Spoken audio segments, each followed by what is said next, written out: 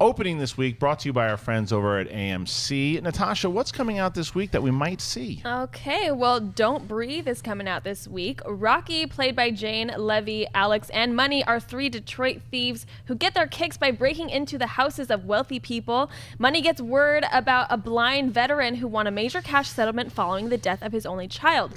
Figuring he's an easy target, the trio invades the man's secluded home in an abandoned neighborhood. Finding themselves trapped inside, the young intruders must fight for their lives after making a shocking discovery about their supposedly helpless victim. And we also have Hands of Stone coming out at age 72. Legendary trainer Ray Arcel, played by Robert De Niro, comes out of retirement to coach world-class Panamanian boxer Roberto Durán, played by Edgar Ramirez. Arcel becomes a mentor to the ferocious fighter, convincing him that winning ultimately comes out of strategy. After scoring knockout after knockout, Duran prepares for the bout against Sugar Ray Leonard, the undefeated lightweight champion. 5 months later, on November 25th, 1980, the two titans meet for an infamous rematch that makes boxing history. No mas. Just a quick thing. Roberto Durán is the guy's name. Roberto Durán. Roberto Duran. He said Robert Durán, so I just want to make sure. Roberto Durán was one of my favorite fighters, and so I'm a big boxing fan. So when they announced this movie and the fact that De Niro was in it, I was very excited. I want to see this movie. I'm going to see it this weekend. I was bummed that I missed the screenings that were last week, but that being said, Don't Breathe is the one that I'm really looking forward to, because Stephen Lang and Fede Alvarez, by the way, who I really liked the remake for Evil Dead. I know a lot of people, because it's kind of, you're walking on sacred ground there with the Raimi versions, but I thought for what he did, I thought it worked. I thought it was effective.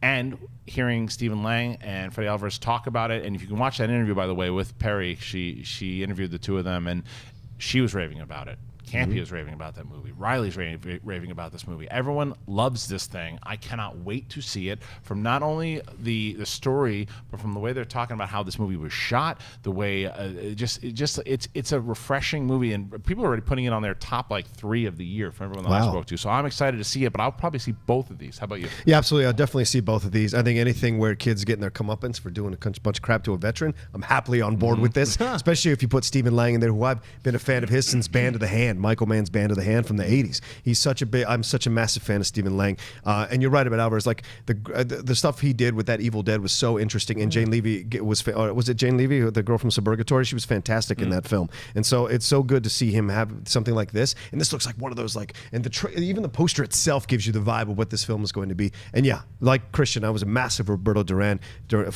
fan to the 80s when he was a middleweight champion, when he fought Sugar Ray. That was a whole deal. That's a story you got to tell. Of course, the No Mas story. You got to tell that. And if you've ever seen a 30 for 30 documentary on him, you've got to do that as well. It's such fantastic stuff to see how deep and what he went through to get to where he was, and what an interesting, peculiar character. And to see Edgar Ramirez kind of coming off that Point Break remake, putting it in his rearview mirror, because he's a good actor. Getting him a chance to sink his teeth into a role like this will be fun to watch. I've heard Usher is incredible as Sugar Ray. Right. So, I've heard a lot of stuff about Hands of Stone. I actually got a chance to see Don't Breathe last night. Oh, right. And it's fantastic.